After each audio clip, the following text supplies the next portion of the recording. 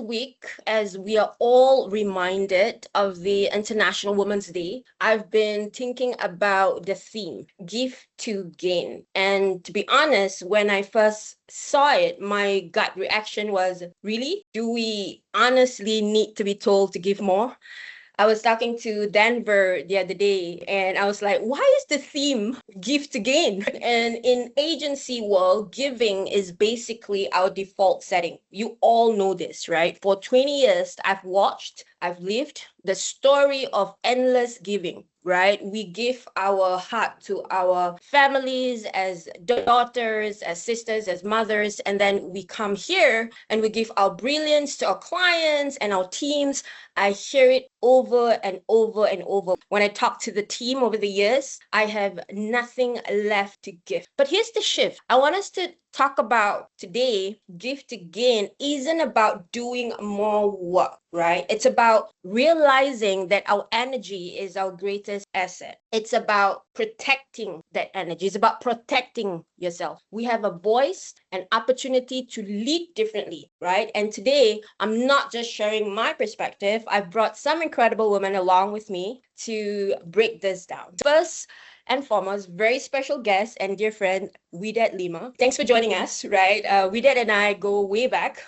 We worked together for years when she was at Sunglass Hut and Luxottica for 15 years.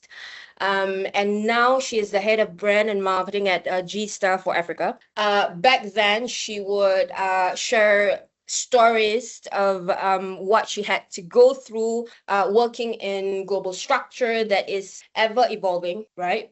And she's seen the global brand side of things that I thought would be inspiring to share with all of you today. So thank you, Wedaad, for joining us. And of course, joining her are Denise and Jean, who you all know are our dearest colleague and leaders here. Ladies, thanks for being here as well. Thank you to do this out of your busy schedule. Okay, so let's get started, right? The agency pace we know is high octane, right? We all felt this empty feeling sometime. Were there a specific moment in your career where you realized giving 110% to a certain environment was actually draining your power rather than building it? In order to answer this question, I thought back, right, a long time ago, especially to a time where I had less control over like my workload and things like that. So like when I was in my younger days, long hours were very, very normal, right? I don't know about other countries, but especially in Singapore, like you would pay attention to your boss. When your boss leaves, then you can leave. It's like a lot of politics in that sense. So for me, like long hours were normal, but at the same time, I've always had a very can-do attitude. And back then, I could handle a lot, keep multiple balls in the air, and I do it with a smile on my face. And plus at that time, I had very few responsibilities outside of work. I could just do what I like, and I liked to work. And I liked being able to like juggle so many things, and that gave me a really, really big sense of fulfillment. So I guess the moment that really shifted my perspective and made me realize like, okay, I've got to budget my attention a bit better was, of course, when I became a mom. So now I had another responsibility, but more than that, it was like I wanted to be home to spend time with my kid. It wasn't so much about, oh, I need to do this, I need to do that. But the expectations around my workload didn't change. And I mean, that was partially my fault because I was the one who kind of set that workaholic benchmark. So when it came time to like, okay, I need to split now, naturally I was trying to reset to like a normal load, but kind of got the sense that people above were like, oh, now she's slacking off. The experience taught me quite a few things about giving. So one is for ourselves, like how do we guard our own capacity to give? So it is only sustainable when it comes with boundaries. Some environments need more boundaries than others, and I'll come back to that point. But at the end of the day, we work to live, and we bring our best energy and our best selves when we also have full lives outside of work. So then back to the point on boundaries. this one I learned more from my own personal life. So I like to think I'm a naturally very giving person. I like to do small things to help people, support people, arts and craft lah, just small things that make people happy or that make life easier for them. So, but once I found myself in an environment with a person who was very, very comfortable to take something that started out as me being happy to give and the person happy to receive, suddenly all these like small acts of kindness turn into expectation. So then I realized like, giving takes energy and it's fine if like the person or the environment you're in also gives back because, you give, the person give back, you're replenishing, you never feel empty. But when that doesn't happen, that's when you like have to start protecting your energy, right? So I found myself pulling back, trying to conserve my energy, trying to lower these expectations because like my little kindnesses became expectations. So I was trying to lower that because I wasn't getting very much in return. So but even in that pulling back, it felt very, very unnatural. It felt very, I mean, it made me feel uncomfortable in my own skin because that's just not the person I am. So if I relate that back to work and today's theme, I think guarding our own capacity to give is one thing, but I really hope like we can create environments where people feel supported enough so that the giving flows naturally, right? So they give, they get back, everybody never feels empty. So that brings me to the last point, which is previously I mentioned, okay, how do we guard ourselves? So now what can others do? I think what others can give in this sense is attention. So if you see someone else who might be giving too much at work, there's a very, very good chance there's something in their life that's being sacrificed. So whether it's sleep, whether it's self-care, whether it's just some leisure time, decompression time, something is being sacrificed. The biggest and most important support we can give is just to notice and check in because sometimes all that person needs, right, is to feel seen. And even just them knowing that they're seen is enough to give them a bit of that replenishment. Thanks, Denise. I like what you said earlier about budget my attention. So I think, it's about just reallocating and budgeting as in where do you put, because at the end of the day, energy, right? It's like you 100%. How do you sort of like segment it to different prioritization, to different things and all that? And I always say that you have to, when dealing with different situations as well, not everything is at 100%. What is the priority? What is the energy that you're going to give to each of those different things? And the good thing that you said as well is everybody wants to feel seen, and so it's so that they don't feel empty as well, and because they've been giving and giving, so always good to check in. So want to thank you. I can see that in the attendees that not just female, right? So we have a lot of guys attending this call as well. Thank you for your support. So it's always important to check in. I think that's what Denise says, is to really make sure that you check in on your colleagues and just make sure that they feel heard and they're they don't feel like they are empty. So I think it's just having the empathy and understanding of the complexity of being a woman, right? You're single, you're married, you have a husband, you have a kid, your wife, you have families, you have sisters, all of these things that plays into consideration. Now, Jean, talking about being a wife as well, right? You got married recently, was it last year, right? And so one of the things that we as a client servicing person, it's always hard to say no to client. So let's dissect that. In this case, setting boundaries in this industry usually comes with a side of guilt. How do you handle that internal pressure to do it all, while still protecting your energy? In the Philippines, it's the same also in terms of the agency work. We are like, I was even wondering, like, even before the pandemic, like, we would attend meetings from 8 to 5, and then you actually only do the work 5 p.m. onwards. Like, how were we able to do that before? Anyway, so honestly, now that I'm a bit older, I have to say I'm so surprised with the amount of expectations there are on women versus men. And my experience comes from, what my husband has to think about when it comes to our life versus what I have to think about by default, because I'm the woman. I think a lot of people here would understand what I'm talking about. They say, do it all. Why are we, like all of the pressures of being a career woman, having time for yourself, having time for your aging parents, your immediate family, make sure you exercise, you eat healthy, eat enough protein, be socially aware, run the household, buy the groceries, pay the bills, help others. And on top of that, we even have our monthly periods. Can you imagine being a man and having this like consistent energy that doesn't fluctuate during the month. And I'm not even a mom yet. So the whole kids part that Denise talked about, I'm not even worrying about that yet. And yet there seems to be so much pressure to do it all. And it's really crazy when it comes to energy. But when we talk about energy, actually one line that I love is actually something that Taylor Swift said. You should think of your energy as if it's expensive, like it's a luxury item. Not everyone can afford it. So she explained that a lot of people let, one negative comment or an argument or internet drama ruin their day. And her philosophy is the opposite. Instead of reacting to every single thing, every single difficulty that you have in your workday, treat your emotional attention like a scarce resource. If someone hasn't invested in your life or your well-being, if this comment is coming from someone you don't really know, you won't really interact with anymore, then they shouldn't get access to that energy. They aren't part of that do it all objective. Treat your attention and emotional bandwidth as valuable currency. Again, like just what you said, Fee, spend it on things that matter. Allocate it in terms of capacity planning.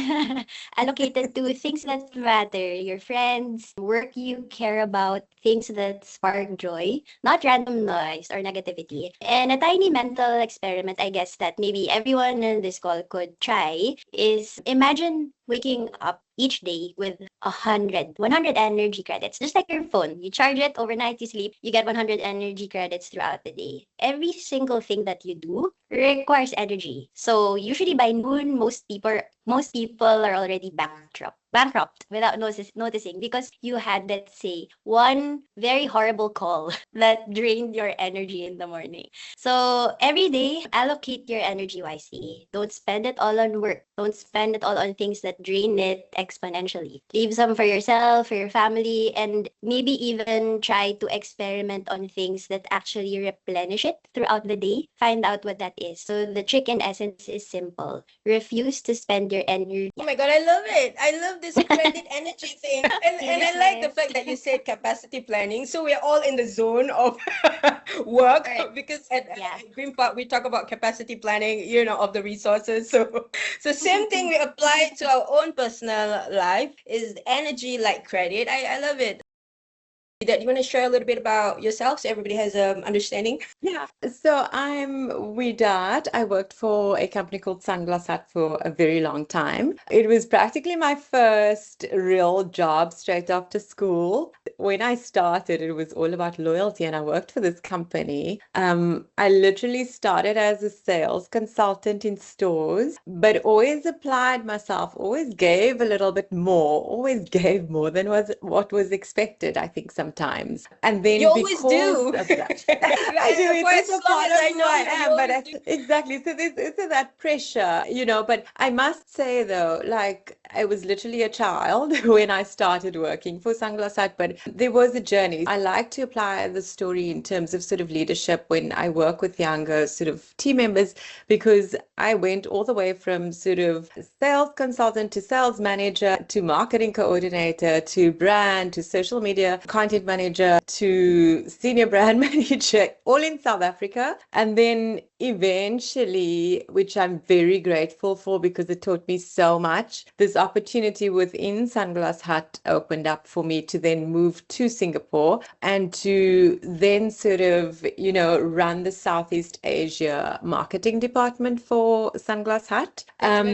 That's where we met. But it was also such a difficult time as a woman because within this business, Sunglass Hut, there was this idea of sort of you could put your hand up for international mobility, and it's something we really thought was amazing from a company culture perspective for them to be offering this. So I'd put my hand up probably in my first years of my sort of tenure at Sunglass Hut.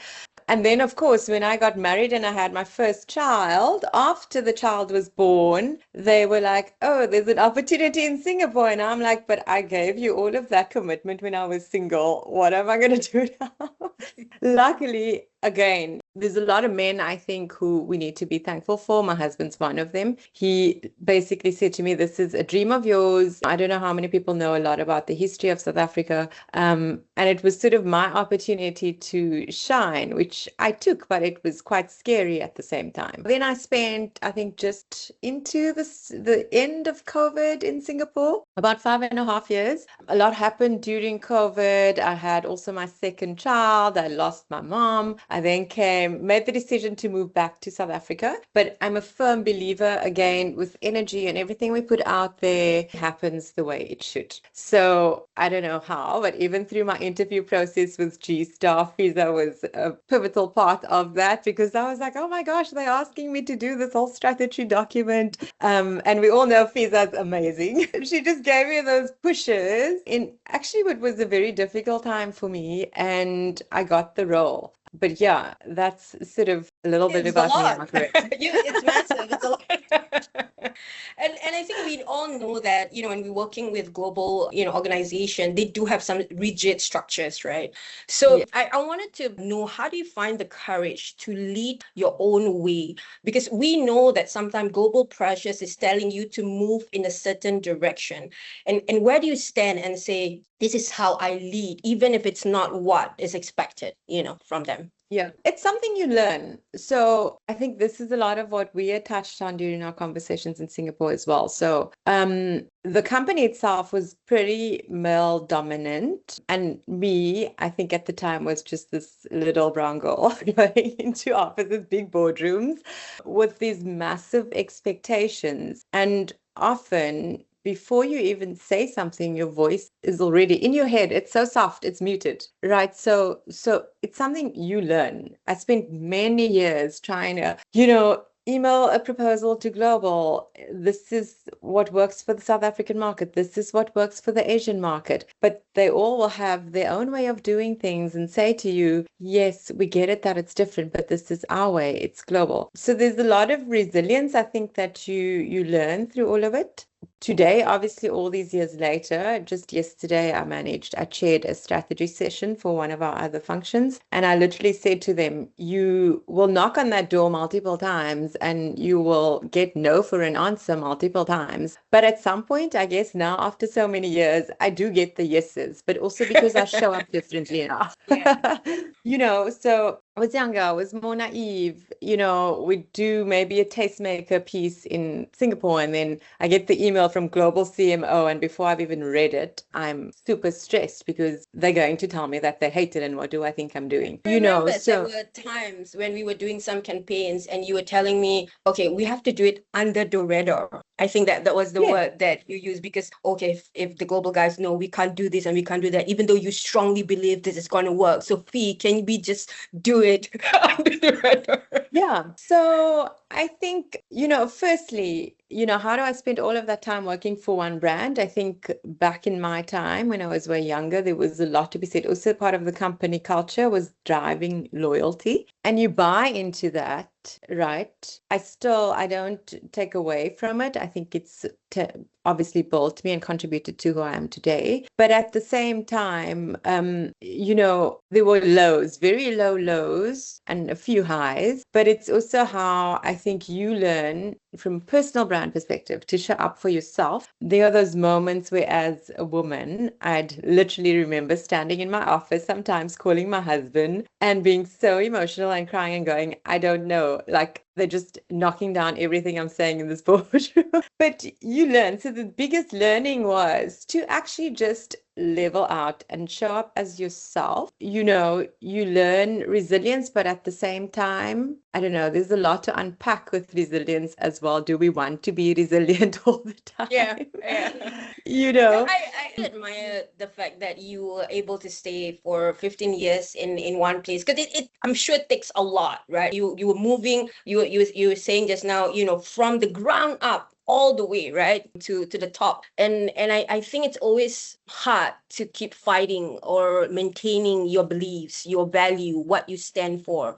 And over time, it just chips away slowly over the years, right? So I think my question is, how do you Yeah, and you mentioned earlier, do you want to be resilient, right? Do you want to keep continuing to be resilient? But at the end of the day, it's how do you make sure that, you ensure that you are still you, right? Yeah. So that I learned maybe the hard way. I don't know. I can't take away from, my experience and the journey. I think you do have to do the hard yards to a certain extent. But yeah, I think it's just if I were to do it over, it would be to sort of remind myself not to be overly consumed by it. And I think there was at the time, a lot of the times you sort of get fed the story. There's this preconceived assumption that to succeed, you have to give more of your time, more of your energy, prove ongoing every day, prove that you deserve to be at the table, and that mindset, it can be powerful until it exhausts you. Exhausting, yeah. Yeah. So, yeah, showing up consistently, I think with the company that I worked for, luckily there was, everlasting sort of succession mapping. So I guess there was that side of things that kept me there as well. But yeah, so I spent all of that years there. And then I must say, I loved the company regardless, because you're in this thing and you're tiring and you're exhausting yourself, but you're feeling like, oh my gosh, I'm growing. I'm like, my career is amazing. You're going from the one role to the next role. And then when I changed companies, I learned that obviously through showing up, etc. I also, in all of those years, made it a priority to keep learning, to understand sort of different parts of the business, different people, building relationships, all of those things, taking on challenges. But again, all of that contributes to the exhaustion, right? So stepping into the new role after that many years of building a legacy and really feeling like it's your own, but it's not. I stepped into this new role with lighter shoulders, and you sit there because of loyalty, but also it's heavy. So I go to this new place and I'm this new person with perspective, with experience, all of these things that have shaped me over those years. And then I think the biggest change now showing up at this company, yes, I still face global, etc. But I show up and I know what I bring to the table and I protect my energy. I'm glad that you found your new home, that you can really make sure that you budget your your energy accordingly, right, to your family and to work, and you're still the head. I mean, you're still doing the best that you can. You just find that balance and what is right. Earlier we talked about boundaries, right?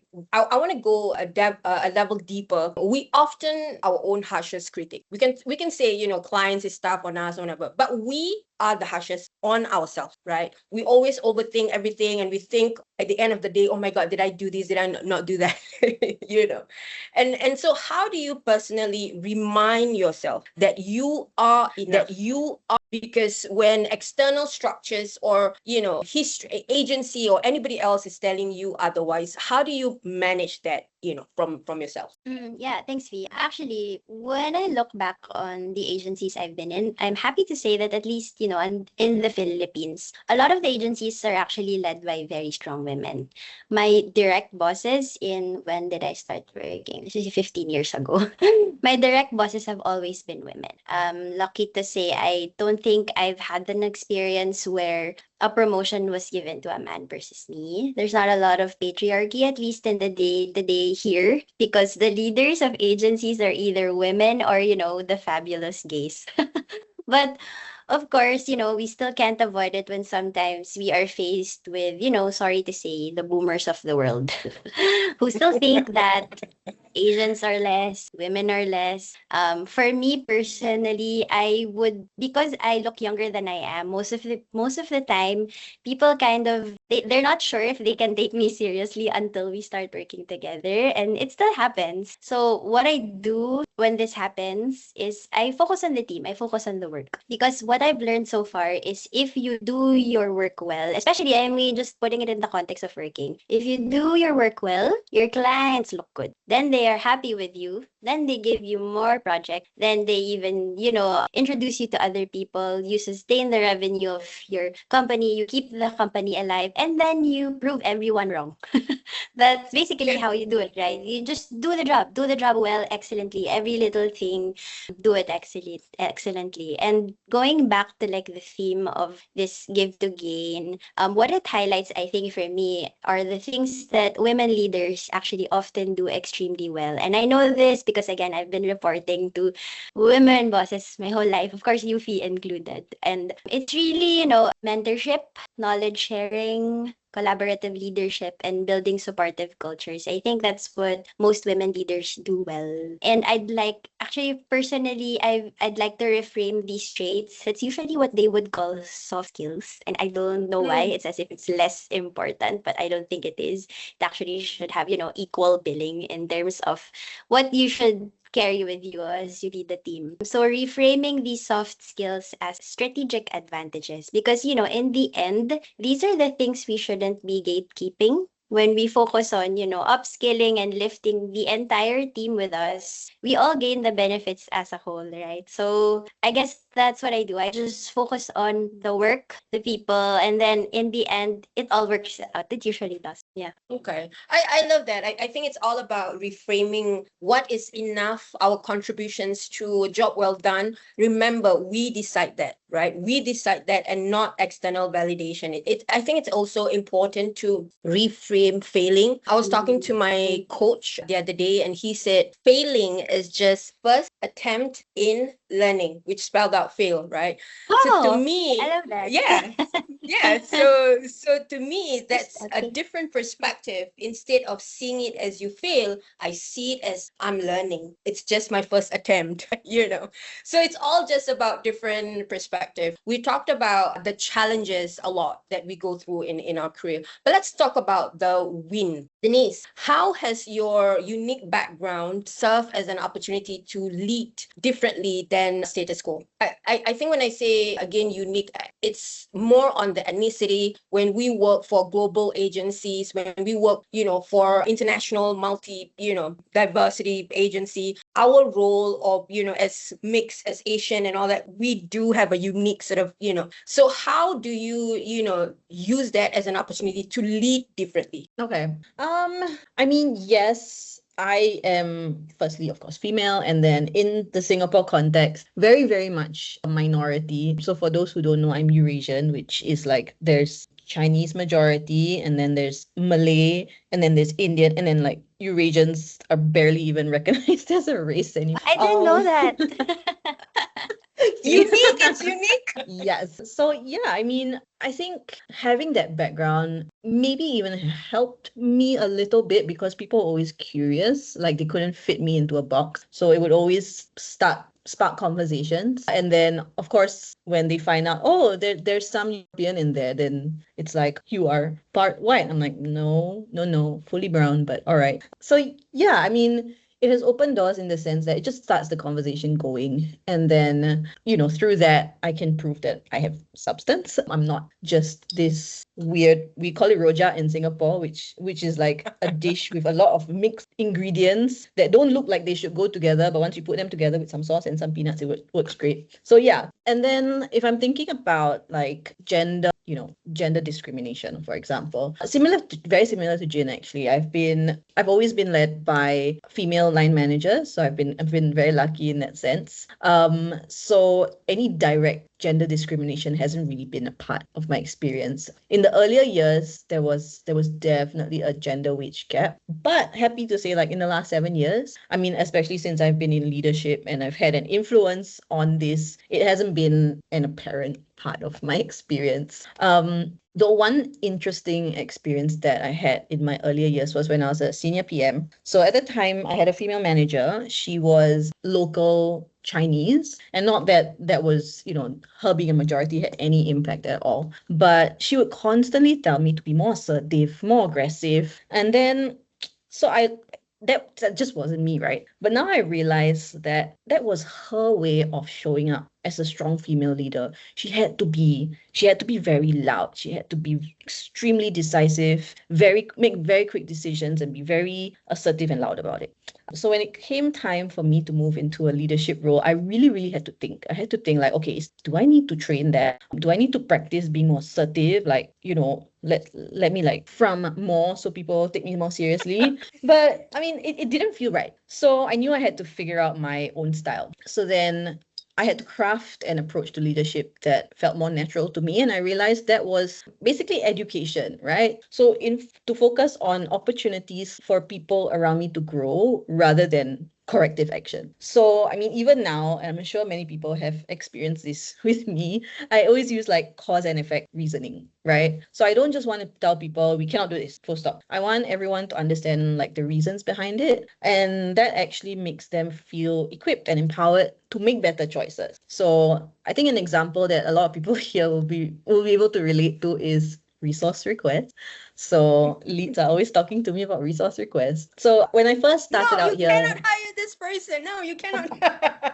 yeah, exactly right. So when I first started out here, like there were so many.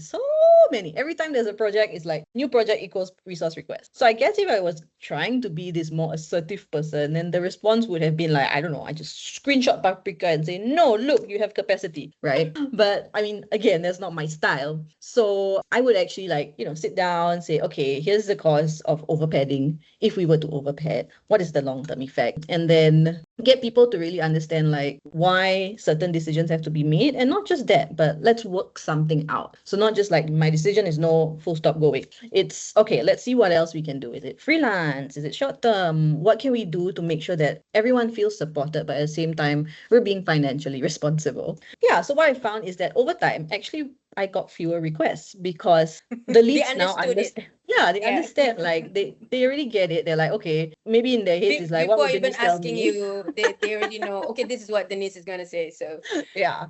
thanks for So sharing, Denise. to finish up, I mean, this is not to say that assertiveness does not have its place. I mean, we certainly have like some very assertive people here, and I that is absolutely necessary. But I think the opportunity for me was realizing that strong leadership does not have to look one way. And in fact, organizations are the strongest when there's a mix. So when there's a time for more pragmatic approach, there's a time for assertive approach, and having a mix allows us to kind of deploy the different leadership styles when it's needed. So yeah, I think in the past it kind of felt like the loudest people move ahead. I mean, that's where the phrase nice guys finish last come from, right?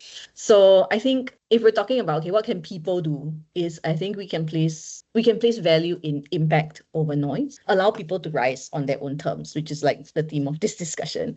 I mean, so far, based on my experience here, how my approach has been received, I feel at least in Greenpark APAC, we're already doing that. But yeah, I just hope we can continue to spread that awareness. I think that's a very good point. I know that a lot of ladies go through that, is how do you make sure that, being aggressive versus being assertive, right? So we can still be assertive without being loud, just different style, like you said, and I think it's just about trying to find that balance and finding your own style and finding your own way to still do a good job, right? So that's how you lead your own way, right? Because at the end of the day, it's just about finding your own way, instead of just following what everybody expect of you. With that, I'd love to hear your take on this. Yeah, somewhat similar, but sort of, I think one of the opportunities my journey has given me is the ability to see leadership through a different lens, I think through a broader lens even, especially when you've navigated all these different environments, perspectives. As I mentioned before, come from a very male-dominant space. I was this little young woman from South Africa, like, what are you doing in this boardroom with us? But regardless, I think, again, you can't take away from the experiences. They shape you. I guess you learn to sort of listen carefully. That's what I took away from it. Listen, build bridges, bring people together, have shared goals in mind, etc. And the biggest learning was sort of learning what type of leader or the type of leader I don't want to be, right? And how I want to sort of build and lead people. So also there's a lot to be said for starting from the bottom, I think, and building your way up. So you go through all of these things, and again, it creates this big picture for you, right? And I believe that's really what has shaped me in terms of my leadership today. I've also been through where sort of I was in a more junior role and moving to that mid-senior level, ready to go into the senior level, but everyone's going, sorry, no, she's not assertive enough. And I'm like, what does that even mean? Do I have to be rude to people? Do I have to treat people badly, be arrogant, etc.? Do I have to scream and shout? You don't have to be disrespectful, but it's just like, it's that whole, again, in that boardroom, it's like, have the loudest voice, go for it, like push your narrative.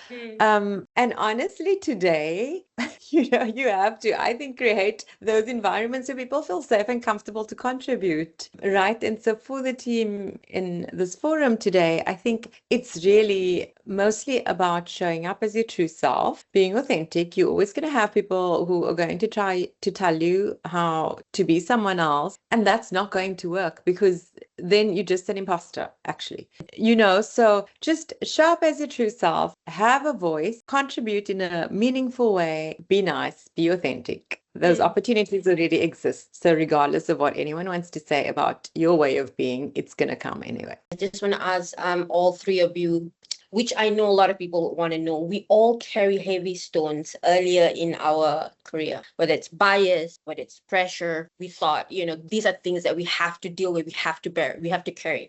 So what is one stone that you want the younger generation watching us today to just set down? Denise, you want to start? Oh, okay. I think it may come as a surprise to some, but a while ago, hiring managers used to actually, when interviewing a woman or considering her for a promotion, there was a thought in their mind that went, oh, how likely is this woman to become a mom soon if she wasn't already? Like if she was in her mid to late 20s, it was basically like, oh, she's gonna want kids soon, her attention will be divided. And then in order to counter that, like we as women would make sure we're doing not just what we need to do, but more, especially when you have the kid, because you want to show that there's none of that.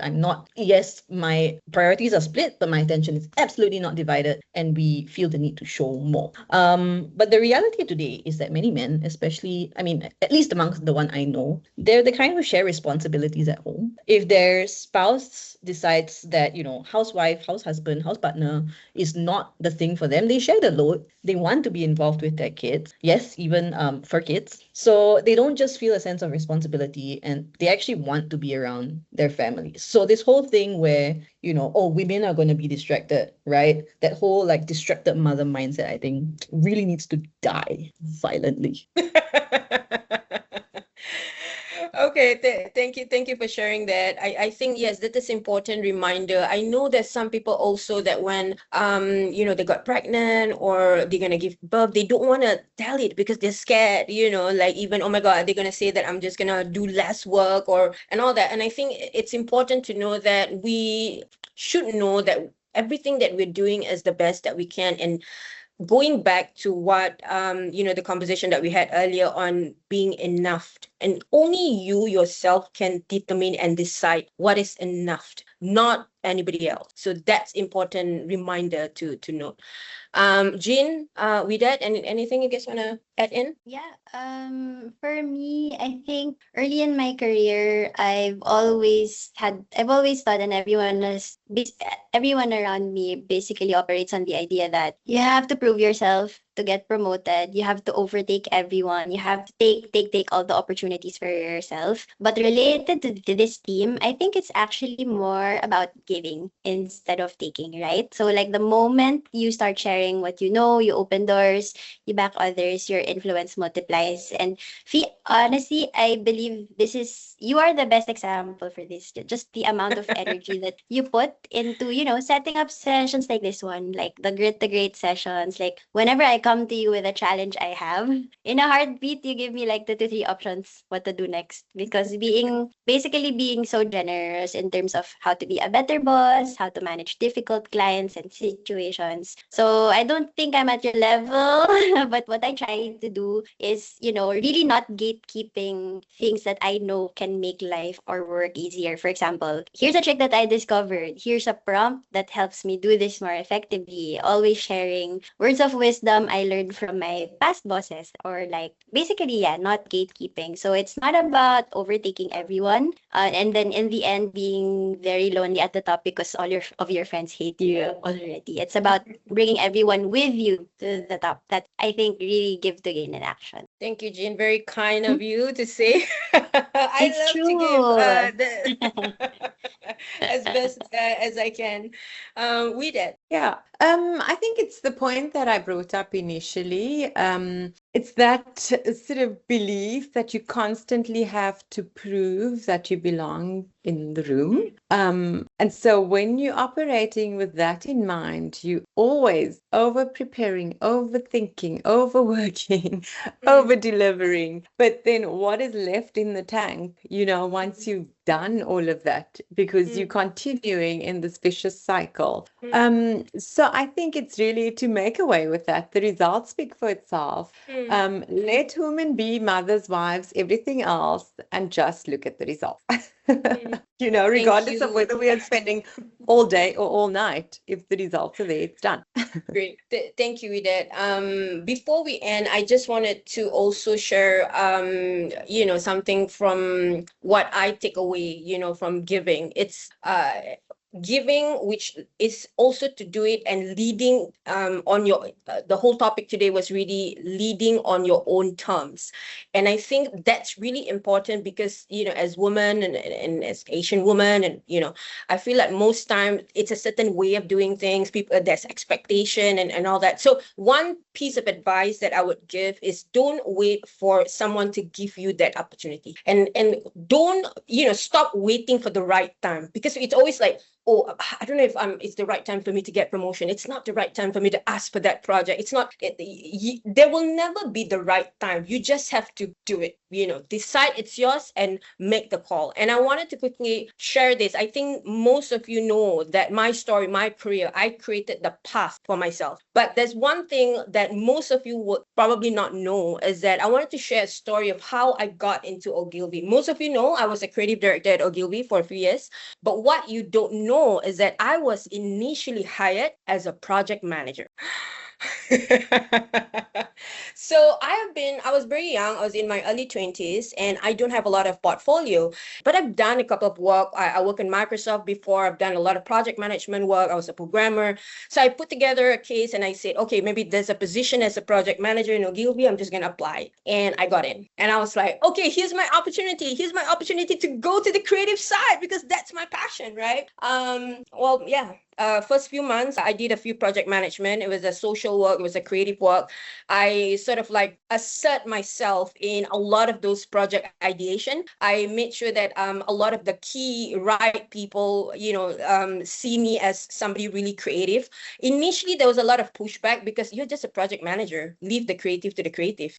So I was like, that didn't stop me. I was just going to keep pushing my ideas until the president of PR division saw the work that I did and wanted to hire me as a creative for the PR. Created my whole division, and there you go. To me, if you believe in what you want to do, don't wait for people to give you opportunity, because probably gonna wait a long time. Just go, just have a plan, and just go and do it. Talk to the right people, make a lot of noise, and you can lead the whole your own way. And I think that's sort of like how I've led my whole career. Okay, thank you very much. It's a very interesting session. Thank you, Wedaad. Thank you, Jean. Thank you, Denise, for joining us. So the moral of the story is lead your own way. Okay, cool. Thank you, guys. Take care. Everyone. Have a good one. Bye. Thank you. Thank you.